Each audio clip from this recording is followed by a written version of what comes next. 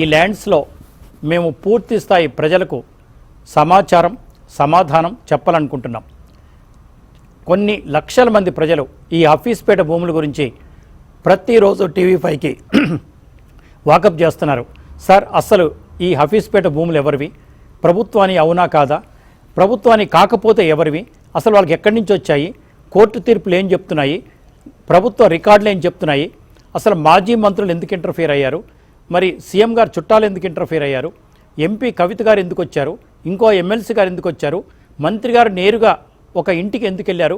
ఇంత పెద్ద కేసు ఒక్కసారి పూర్తి స్థాయిలో తేల్చండి అంటే మీకన్నా కాన్స్టిట్యూషన్ లా తెలిసిన వాళ్ళు కానీ లీగల్ తెలిసిన వాళ్ళు కానీ అరుదుగా ఉంటారు సార్. అందుకని మిమ్మల్ని మేము ఎన్నిక చేసుకున్నాం.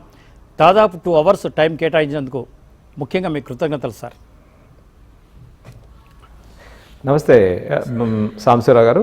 ఎస్, మనకి ఇవాళ జరుగుతున్న పరిణామాలు కనుక చూసుకుంటే ఓవరాల్గా ఈ లేటెస్ట్ డెవలప్మెంట్స్ అన్ని పక్కన పెడితే ఒరిజినల్గా ఏంటంటే జాగీర్ అబాలిషన్ తర్వాత ఆ ఎస్టేట్లో ఉన్న కుర్షిద్జా పైగా అంటే ఈ పైగాలు అనే వాళ్ళు ఎవరంటే ఈ నిజాం గారి అనువంశీకులు, చుట్టరికాలు ఉన్నవాళ్ళు, వాళ్ళ క్లోజ్ రిలేటివ్స్.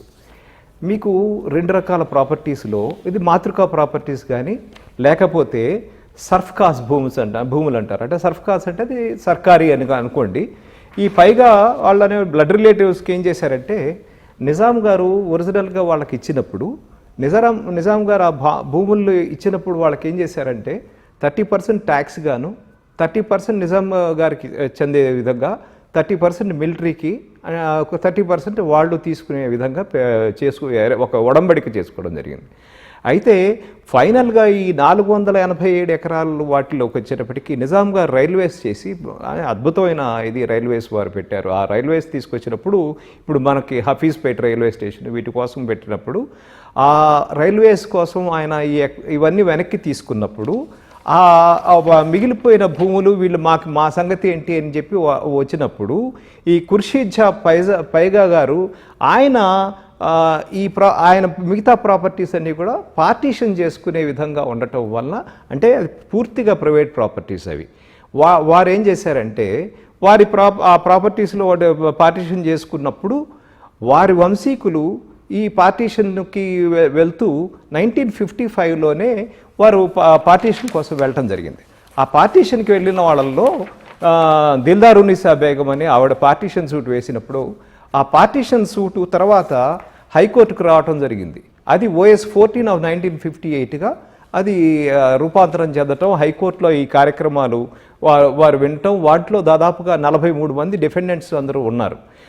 వాళ్ళు ఏం చేశారంటే వీరు ఇచ్చిన వాళ్ళల్లో వీళ్ళు ఒక స్టేజ్కి వచ్చిన తర్వాత వీళ్ళందరూ కొంతమంది వీళ్ళు అడ్జస్ట్ అయిపోయి ఒక ప్రిలిమినరీ డిగ్రీ పాస్ చేసుకోవడానికి, అంటే షేర్ హోల్డర్స్లో కొంతమంది ప్రిలిమినరీ డిగ్రీ పాస్ చేసుకుని వాళ్ళు ఆ ప్రాపర్టీస్ని ఒప్పుకున్న దాన్ని ప్రిలిమినరీ డిగ్రీ పాస్ చేసుకున్న తర్వాత ఏం చేశారంటే నిజాం గారికి ఇవన్నీ ముక్కలుగా ఉన్నాయి, మా వల్ల కాదు, ఈ ముక్కలన్నింటినీ ఒకచోట తీసుకుని మీరు మాకు ఈ ప్రాపర్టీస్ అన్నిటిని మీరే తీసేసుకుని మాకు డబ్బు రూపంగా ఇచ్చేస్తే మేమందరం హ్యాపీగా ఉంటామని అడగటం జరిగింది.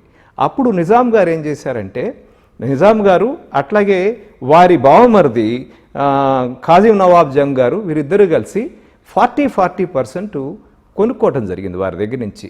వారు ఏం చేశారంటే దాంట్లో వేరియస్ మన లిటిగేషన్స్లో కనుక హైకోర్టులో చూసుకుంటే వాళ్ళు డబ్బులు ఇచ్చేటప్పుడు కొన్ని ప్రాపర్టీస్ని ఈ ప్రాపర్టీ ఇంత అవుతుంది కానీ ఇప్పుడు డబ్బులు ఇంతగా ఇచ్చేసేస్తే మనకి ప్రాఫిట్ వస్తుందనే ఉద్దేశంతో ఓవరాల్గా ఏంటంటే, రెండోది ఈ వాళ్ళ అనువంశీకులు, బ్లడ్ రిలేటివ్స్ వీళ్ళందరూ రకరకాల ప్రాబ్లమ్స్లో వీళ్ళందరూ ఎందుకు సఫర్ అవ్వాలనే ఉద్దేశంతో వారు కొనుక్కుని వారు ఏం చేశారంటే ఆ కొనుక్కున్న వారి ప్లేస్లో నిజాం గారు ఆయన ఎస్టేట్ మేనేజర్లు వాళ్ళు ఏం చేశారంటే మమ్మల్ని ఇంప్లీడ్ చేయండి, ఎందుకంటే ఈజ్ ఎ పార్టీషన్ సూట్. ఇంపార్టెంట్గా మీరు తెలుసుకోవాల్సింది ఏంటంటే ఇది పార్టీషన్ సూట్లో టామ్, డిక్ అండ్ హ్యారీ వచ్చి జాయిన్ అయ్యడానికి అవకాశం లేదు. ఆ పార్టీషన్కి ఎవరైతే అర్హులో ఆ ప్రాపర్టీస్లో ఎవరైతే వాళ్ళు డివిజన్ చేసుకుని ఓన్ చేసుకోవడానికి అర్హులు మాత్రమే పార్టీషన్ సూట్స్లో వస్తారు. కానీ ఆ పార్టీషన్ చేసుకున్నప్పుడు వాళ్ళ దగ్గర నుంచి కొనుక్కున్న వాళ్ళు కూడా వాళ్ళకి రైట్ ఉంది కాబట్టి ఇంప్లీడ్ అవ్వటం జరిగింది. ఈ నిజాం 1 మినిట్ జంధ్యాల గారు అంటే ఒరిజినల్గా పైగా చెందిన ల్యాండ్స్ ఇవి CS 14/58లో వీళ్ళు కేసు తేలిపోయింది, అంటే పార్టిషన్ షూట్ తేలింది. మీరు చెప్పిన దాని ప్రకారం కొంతమంది దాంట్లో తిరిగి నైజాంకి అమ్ముకున్నారు కాబట్టి నైజాం డిఫెండెంట్గా దీంట్లో జాయిన్ చేశారని చెప్తున్నారు. కరెక్ట్. నైజాం అంటే ఇప్పటికీ చాలామంది పేర్లు కూడా నేను చెప్పగలను. ఇన్నారెడ్డి గారు అండ్ పాషం యాదగిరి గారు చాలామంది ఈ విషయం మీద స్పందించారు. నేను అవన్నీ కూడా చదివాను, చూశాను కూడా. వారు చెప్పేది ఏంటంటే 3 లక్షల ఎకరాలు జాగీర్దారి ప్రాపర్టీస్ కాబట్టి అందులో ఈ 3 లక్షల ఎకరాలు ఉందన్నారు, అది ప్రభుత్వానికి చెందుద్దనేది వాళ్ళ వాదన. రెండో విషయం ఏంటంటే నైజాం ఎప్పుడు కూడా ఎక్కడ ల్యాండ్ కొనలేదు, అమ్మలేదు. 1948 సెప్టెంబర్ 17 తర్వాత he was appointed as Raj Pramukh and continue till 1950 January 26 వరకు. కాబట్టి ఆ తర్వాత కూడా నైజాం ప్రైవేట్ ప్రాపర్టీస్ అమ్ముకోవచ్చు, కొనొచ్చు, కానీ దీంట్లో ఉందా? ఈ ఒక్కటి చాలా ఇంపార్టెంట్గా వాళ్ళు చెప్తున్నారు.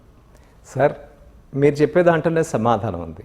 పైగా అనేది ఇది వాళ్ళకి ప్రైవేట్ ప్రాపర్టీ. ఇది ఈ సర్ఫకాస్ అనేది ప్రభుత్వం భూమి. సర్ఫకాస్ 3 లక్షల ఎకరాలు ప్రభువుకు చెందిన ప్రాపర్టీ, ప్రభుత్వానికి చెందింది అని ఒకరు ఈ పదం వాడటం కూడా జరిగింది. ఖచ్చితంగా అది గవర్నమెంట్కి వచ్చేసింది. గవర్నమెంట్కి వచ్చిన తర్వాత ఈ ప్రాపర్టీ ఎవరైతే మనం మాట్లాడుకుంటున్నామో పైగా ప్రాపర్టీ, సుమారుగా ఈ మొత్తం ప్రాపర్టీస్ అన్నీ కూడా అవి పార్టీషన్ చేసుకోవచ్చు అని పలు అంశాల్లో చెప్పడం జరిగింది.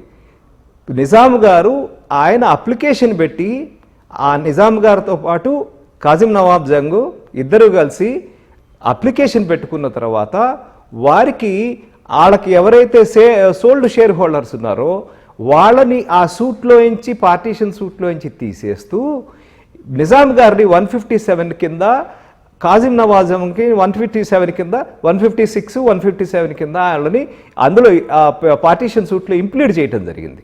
జరిగిన తర్వాత ఈ నిజాం గారు తనకొచ్చిన 40% షేర్ని దిన్షా అండ్ కంపెనీ వారికి అమ్ముకోవటం జరిగింది. ఆ దిన్షా అండ్ కంపెనీ వారు తర్వాత అప్లికేషన్ పెట్టుకుని తమ పేరు మారిపోయిందని, సైరస్గా మారిపోయిందని చెప్పడం జరిగింది. ఆ అప్లికేషన్స్లో నిజాం గారి 156, తర్వాత కాసిం నవాజ్ జంగ్ 157 అయిన తర్వాత నిజాం గారు 156ని ఈ దిన్షా అండ్ కంపెనీ అయినప్పుడు వాళ్ళని 206 కింద మార్చుకుని ఆయన ప్రాపర్టీ మేము కొనుక్కున్నాం కాబట్టి మమ్మల్ని ఇంప్లీడ్ చేయండి అని చెప్పి వీరు పిటిషన్ పెట్టుకుని 206 అయ్యారు.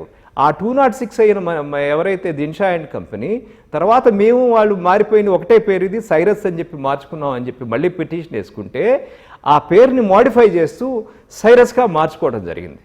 కాబట్టి నిజాం గారు కొనుక్కోవటం ఏమిటి, నిజాం గారు అమ్ముకోవటం ఏమిటి అనే దానికి అసలు ప్రశ్నే లేదు. ఎందుకంటే వాల్యూమినస్ రికార్డు ఆయన వేసిన అప్లికేషన్సు, ఆ అప్లికేషన్స్లో గవర్నమెంట్ కూడా పార్టీ ఉంది, గవర్నమెంట్ ప్రాపర్టీ కాదని దీన్ని నిర్ణయించడం జరిగింది. గవర్నమెంట్ ఏ విధమైన కౌంటర్ వేయలేదని కొన్ని ఐఏల్లో కూడా క్లియర్గా కోర్టు చెప్పడం జరిగింది.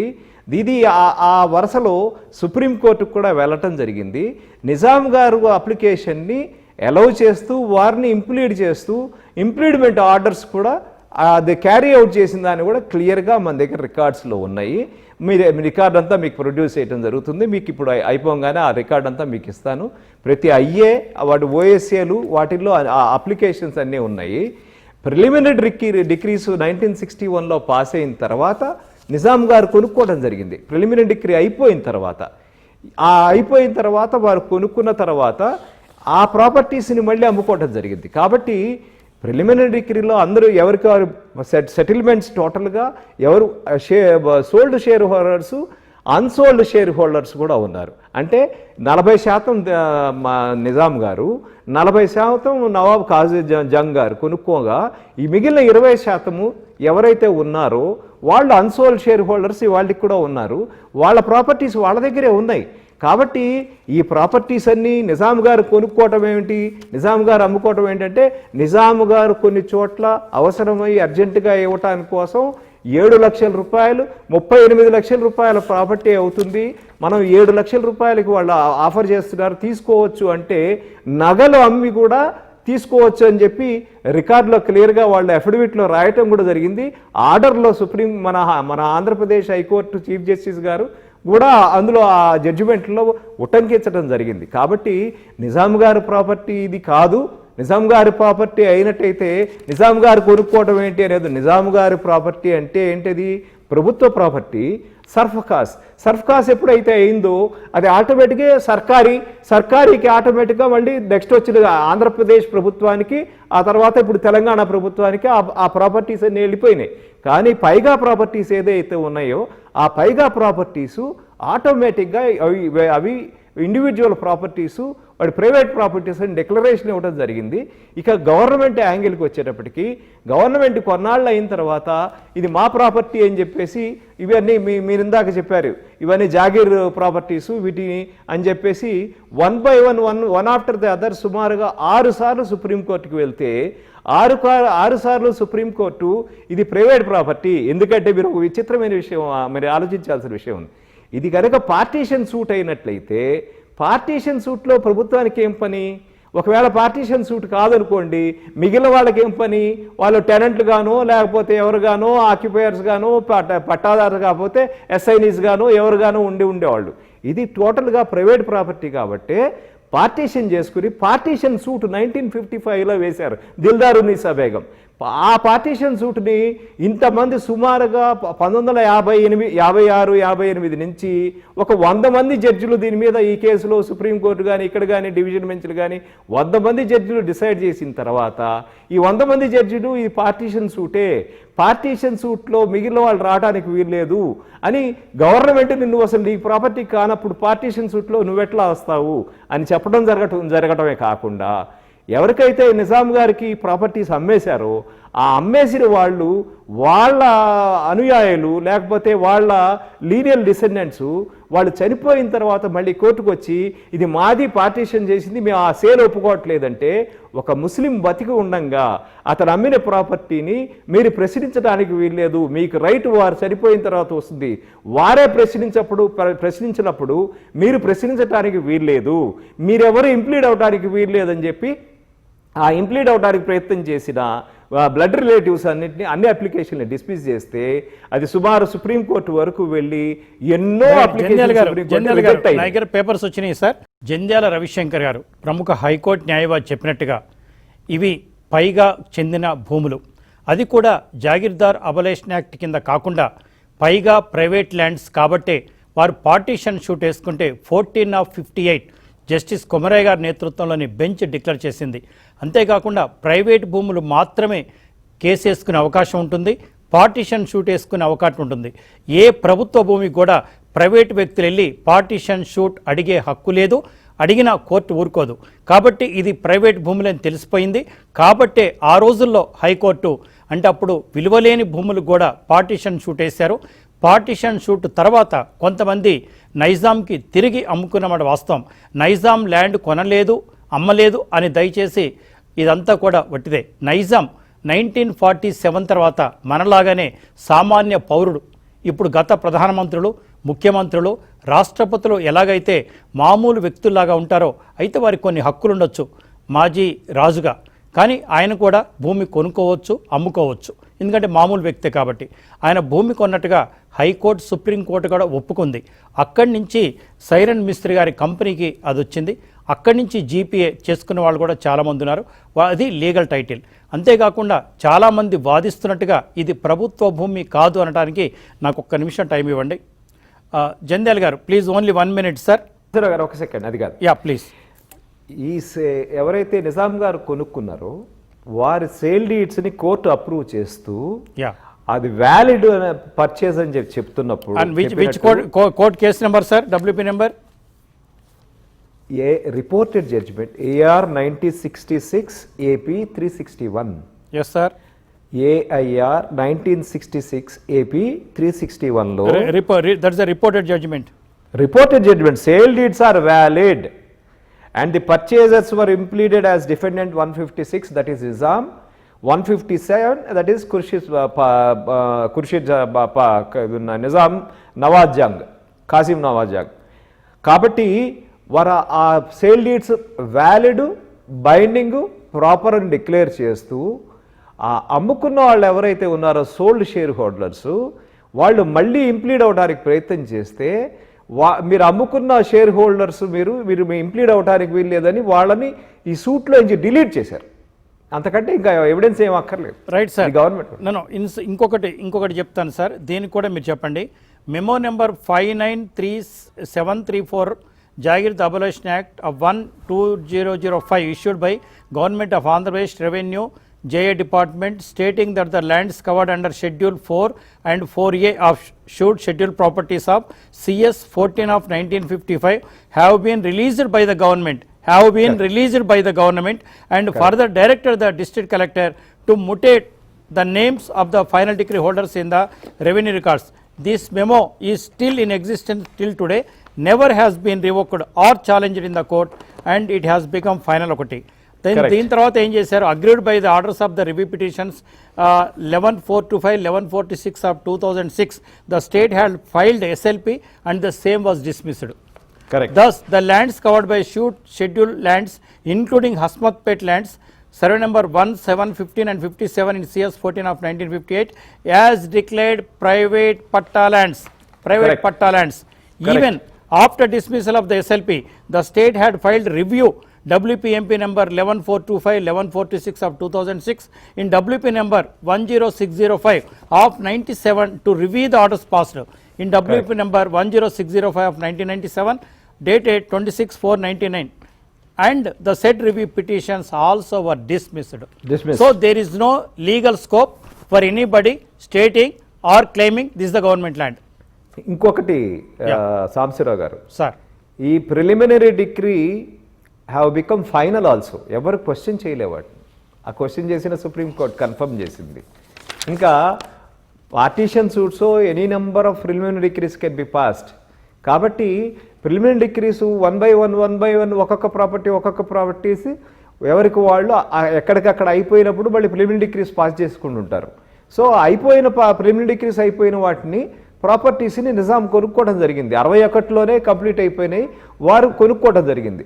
కాబట్టి ప్రిలిమినరీ డిగ్రీస్ అయిపోయిన తర్వాత ఆ ప్రాపర్టీ ఎప్పుడైతే మీకు అది ప్రైవేట్ ప్రాపర్టీ, అది పార్టీషన్ సూట్ అని డిక్లేర్ అయిపోయిన తర్వాత అసలు గవర్నమెంట్కి ఏ విధమైన అధికారం లేదు. 6 సార్లు సుప్రీంకోర్టుకి వెళ్ళింది గవర్నమెంట్. ఫైనల్గా ఈ రకమైన వెక్సేషస్ లిటిగేషన్ మీరు చేయడానికి వీల్లేదు, మిమ్మల్ని అసలు మళ్ళీ సుప్రీంకోర్టుకి కానీ కోర్టుకు కానీ రావడానికి వీలు లేకుండా ఇంజంక్ట్ చేస్తా అని కూడా సుప్రీంకోర్టు చెప్పడం జరిగింది. Okay sir, what about the final degree ఎందుకు రాలేదు ఇంకా దీంట్లో? ఫైనల్ డిగ్రీలు ఇప్పుడు ఇవాళ మనకు హఫీజ్పేట గురించి మాట్లాడుకుంటే ఒకే ఒక్క వ్యక్తికి ఫైనల్ డిగ్రీలు ఉన్నాయండి. అది గోల్డ్ స్టోన్ ప్రసాద్ గారికి.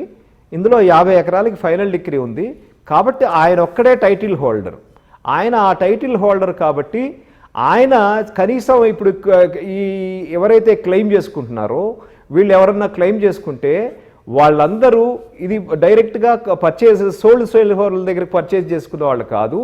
ఇది ప్రభుత్వ భూమి అని చెప్పి మొదటి నుంచి రకరకాల వాళ్ళు ప్రచారం చేయటం వల్ల అది ప్రభుత్వ భూమి అనుకుని అక్కడున్న ఆక్యుపెంట్స్ని లేకపోతేనేమో టెనెంట్స్ని లేకపోతే స్క్వాటర్స్ని దగ్గర నుంచి వాళ్ళందరికీ డబ్బులు ఇచ్చి ఇది మాకు ఇచ్చేయండి అని చెప్పి డబ్బులు ఇచ్చి తీసుకున్నారు. కానీ ఫైనల్గా వచ్చేటప్పటికి ఎప్పుడైతే ఈ గోల్డ్ స్టోన్ ప్రసాద్ గారికి ఫైనల్ డిగ్రీ ఉందని తెలిసిందో ఇవాళ వాళ్ళకి నడవదారి ఇవ్వాలన్నా కూడా గోల్డ్ స్టోన్ ప్రసాద్ గారు మాత్రమే ఇవ్వాలి.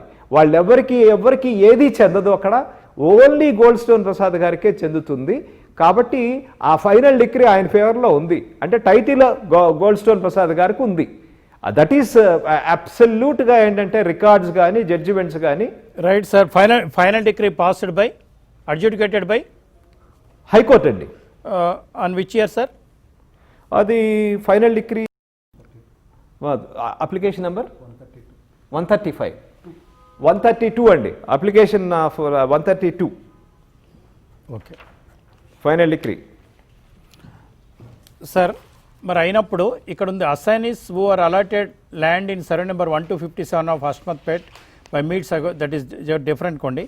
ఇంకోటి writ appeal confirming the mutation order and final decree is only required at the time of execution. The state government has no role in final decree proceedings as it lost its claim. all the way up to the Honorable Supreme Court, and the preliminary decree of 1963 has become final. The order of the joint collector set aside mutation proceedings which were issued in conformity of the compromise decree recorded and ordered by the High Court and confirmed with the Honorable Supreme Court is illegal, and the doctrine of the stare decisis needs to be applied in this case as the shoot of the year 1958, and the state has to be restrained to claim the lands again and again and declare the state as a vexatious litigant. Vexatious litigant. ఇంకొక ఇందాక మీరు అడిగారు సాంబశివరావు గారు, ఇది మనకి 26 February 2010 application 132 in 117 in 771 in CS number 14లో ఆయనకి final degree pass అవటం జరిగింది. Final degree part of the lands sir, part of the lands. Okay. కాబట్టి ప్రభుత్వానికి ఒక నిమిషం సార్, మీరు చెప్పేది ఏంటంటే CS 14లో ప్రిలిమినరీ డిగ్రీ అయిపోయింది, ఫైనల్ డిగ్రీ కూడా అయిపోయింది. Part of the final degree ఏదైతే అయిపోయిందో హానరబుల్ హైకోర్టులో, అక్కడి నుంచి గోల్డ్ స్టోన్ ప్రసాద్ గారికి ల్యాండ్ వచ్చింది కాబట్టి ఇస్ ద లీగల్ రైట్. ఇప్పుడు కూడా మీరు చదివిన దాంట్లో కూడా final degree only can be raised at this time of execution. మీరు ఇప్పుడు చదివిన దాంట్లో ఉంది చూడండి, execution at the time of execution. కాబట్టి ఇవాళ ఎవ్వరికీ లేదు, ఒక్క ప్రసాద్ గారికి మాత్రమే ఫైనల్ డిగ్రీ ఉంది. ఆ 50 ఎకరాలు ఆయనది, అబ్సల్యూట్ టైటిల్ హోల్డర్ ప్రసాద్ గారు. అది ప్రభుత్వానికి కానీ ఎవరికి కానీ ఇంటర్ఫియర్ అవ్వడానికి ఏ విధమైన అధికారం లేదు. ఒకవేళ ఇంటర్ఫియర్ అయితే ఇది కోర్టు ధిక్కరణ కిందకే వస్తుంది. ఎందుకంటే కోర్టు కంటిన్యూస్గా గవర్నమెంట్ ఇది మీకు కాదు, ఇది మీకు సంబంధం లేదు, మీరు ఇంకా రాకండి కోర్టుకి అని కూడా చెప్పడం జరిగింది. ఇది మాతృకా ప్రాపర్టీ అని ఒక పక్కన స్ట్రైట్ అవే పార్టీషన్ సూట్స్ నడిచి దాదాపు 70 సంవత్సరాల నుంచి పార్టీషన్ సూట్లు నడుస్తుంటే ఇంకా ఇవాళ కూడా నువ్వు ఇంకా పార్టీషన్ సూట్లో గవర్నమెంట్ ప్రాపర్టీ అని చెప్పుకోవడానికి ఏ విధమైన అధికారం ఎవరికి ఉందనేది నాకైతే ఇంతవరకు అర్థం కాలేదు. 1955లో నుంచి 1958లో హైకోర్టుకు వచ్చి అది OS 14 అయ్యి CS 14 అయిన తర్వాత 61లో ఫస్ట్ డిగ్రీ పాస్ అయిన తర్వాత నిజాం గారు ఆ ప్రాపర్టీలో ఉన్న సోల్డ్ షేర్ హోల్డర్స్ దగ్గర పర్చేజ్ చేసుకుని 40%, ఆయన బావమరిది ఒక 40% కొనుక్కున్న తర్వాత వాటిని వాళ్ళు డిగ్రీలు ప్రిలిమినరీ డిగ్రీ ఫైనలైజ్ అయ్యి చేసేసుకుని సేల్ డీడ్స్ని సుప్రీంకోర్టు అప్రూవ్ చేసిన తర్వాత మన హైకోర్టు కూడా ఈ సేల్ డీడ్స్ అన్ని కూడా అప్రూవ్ చేసి ఇవన్నీ కరెక్ట్గా ఉన్నాయి, వాళ్ళిద్దరినీ కంపల్సరీగా ఇంప్లీట్ చేయాలని ఆర్డర్ కాపీలో కూడా రాసి వాళ్ళిద్దరినీ 156 డిఫెండెంట్స్గా ఇంప్లీట్ చేసిన తర్వాత ఇది పార్టీషన్ సూట్లో థర్డ్ పార్టీకి ఏ విధమైన అవకాశం లేదు దాంట్లో రావడానికి. కొనుక్కున్న వాళ్ళు మాత్రమే రావాలి. అందుకని అమ్మిన వాళ్ళందరినీ కూడా అందులోంచి తీసేయడం జరిగింది. కొనుక్కున్న వాళ్ళు మాత్రమే అందులో ఉండటం జరిగింది. అప్పుడు 156లో నుంచి అయిన తర్వాత వారు దిన్షా అండ్ లిమిటెడ్ కంపెనీకి అమ్ముకున్నప్పుడు దిన్షా అండ్ లిమిటెడ్ కంపెనీ 206గా జాయిన్ చేశారు. తర్వాత మళ్ళీ 157 అంటే ఆయన నిజాం గారి బావమరిది దిన్షా అండ్ కంపెనీ వారు కూడా మాకు మధ్యలో వాళ్ళిద్దరికి మధ్య సెటిల్మెంట్ ఉంటే వారు కూడా ఐఏలు వేసుకుని CS 14లో వాళ్ళిద్దరి మధ్యలో డిస్ప్యూట్ సెటిల్ చేసుకున్నారు. తర్వాత సైరస్ ఫామ్ అయిన తర్వాత సైరస్ కంపెనీ మన గోల్డ్ స్టోన్ ప్రసాద్ గారితో వారు ఒక పార్టీషన్ మన GPA ఎగ్జిక్యూట్ చేయడం జరిగింది. కొన్నాళ్ళు అయిన తర్వాత వాళ్ళకిను సైరస్కి ప్రసాద్ గారికి ఒక డిస్ప్యూట్ వస్తే వారి ఇది చెల్లదు ఈ GPA అని క్వశ్చన్ చేయడం జరిగింది. ఇక్కడికి వచ్చినప్పుడు సూర్యప్పారావు గారు అని ఒక జడ్జి గారు ఈ వారు అది చెల్లుతుంది అని చెప్పి డిక్లరేషన్ ఇవ్వడం జరిగింది. దాని మీద డివిజన్ బెంచ్కి వెళ్ళడం, దాని మీద మళ్ళీ సుప్రీంకోర్టుకి వెళ్ళడం, సుప్రీంకోర్టు వెనక్కి తిరిగి రావటం అది జరిగింది. దాంట్లో నేను కూడా ఆర్గ్యూ చేశాను. సైమల్టేనియస్గా ఏం చేశారంటే ఈ సైరస్ కంపెనీ బాంబేలో మొన్న ఎవరో మాట్లాడుతుంటే విన్నా, బాంబే హైకోర్టులో జరిగిందని. బాంబే హైకోర్టులో వేసిన సూటుని సుప్రీంకోర్టు దాన్ని నువ్వు కంటిన్యూ చేయడానికి వీల్లేదు, ఒక్క ఆంధ్రప్రదేశ్ హైకోర్టులో మాత్రమే ఈ కేసులని డిసైడ్ చేయాలని చెప్పి డైరెక్షన్ కూడా ఇవ్వడం జరిగింది. కాబట్టి బాంబేలో ఏదో జరిగిపోయింది, లేకపోతే గోల్డ్ స్టోన్ ప్రసాద్ మీద ఏదో అక్కడ డిగ్రీ పాస్ అయింది అని చెప్పేది కరెక్ట్ కాదు.